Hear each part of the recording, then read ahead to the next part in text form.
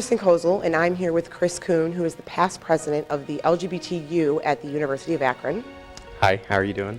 And he's here today to kind of share his experience of all the activism, actually, that he's done in the city of Akron, and talk a little bit about his Pride experience here in Cleveland.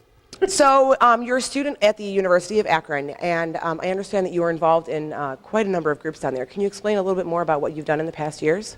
Well, I started out actually as the treasurer of the LGBT union at the University of Akron, then I eventually became vice president because we actually lost some people from that organization. Then I was president for 2 years of LGBTU, and then I got involved with CANAPI, which is the Community AIDS Network and Akron Pride Initiative in Akron, as both as a subcommittee member and as a volunteer, and I actually do some work for them on the side.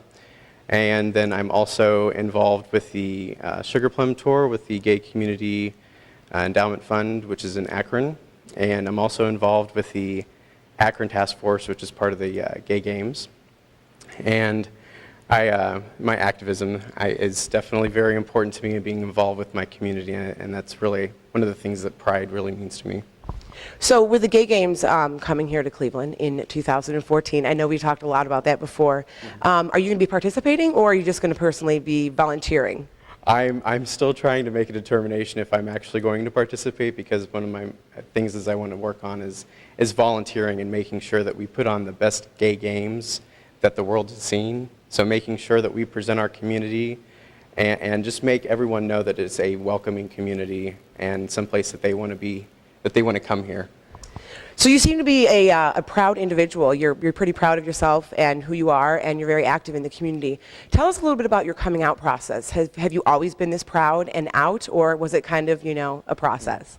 Well, it was definitely a process. It was very organic for me. So when I was about 7 years old, my parents caught me in the closet with somebody, go figure, and they sent me to a therapist to try to, therapize the gay away instead of pray the gay away. And then once that process happened, all throughout high school, I kind of was, I had like a girlfriend. It was more like a cover girlfriend that knew that I was gay.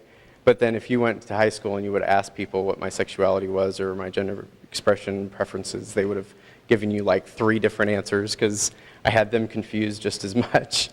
So it was almost like it's like leading a double life, kind of. Yeah, definitely. Which was kind of a necessity, because my family, it took my family a very long time to come to terms with my being gay, and now they're perfect. I mean, now they're supportive. My father actually took me to San Francisco a few years ago, which was really interesting. That's kind of exciting, because I think there's definitely a difference between tolerance and acceptance. So would you say that it went from a tolerance to an acceptance?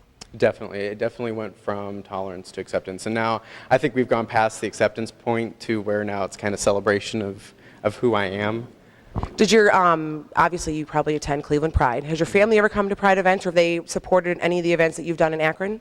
My family actually lives in California now. They live in Bakersfield. So they live in Southern California, so it's kind of not easy for them to come participate, but they are very supportive, and I talk to them on the phone pretty regularly, so they say that they're supportive on the phone. It'd be really nice to get them out to an event. Well, maybe you should travel out to California and show them the LGBT community on that side of the country. Right. I actually, one of my ideas is the next time I go out there is to actually get them to come to like a PFLAG meeting with me and see if I can't get them involved in some manner in the community out there. All right, well, this has been Kristen Kozel, and I've been talking here with Chris Kuhn about Cleveland Pride. Just on a few more questions. Can you tell me about how you feel Pride may have evolved? When was the first time you went to Cleveland Pride?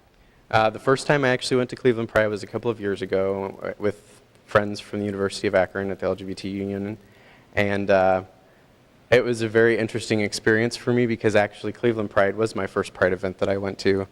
So, I got to go with my friends and seeing the protesters that were there, and then the interaction between my friends, who are definitely mostly activists, and the protesters, and just the sense of community. I kind of liken it to like a Hajj pilgrimage, pretty much. So it's a comfortable environment here. Definitely.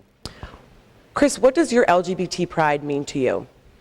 My LGBT pride means to me is family, basically, is what my LGBT pride is to me. So anyone that's part of the alphabet soup that is in that is really a part of my family. So that that's why I'm involved in activism, is because I feel that they're a family member, and we're all part of a larger community, and I think we all have a responsibility to care for each other and to make sure that we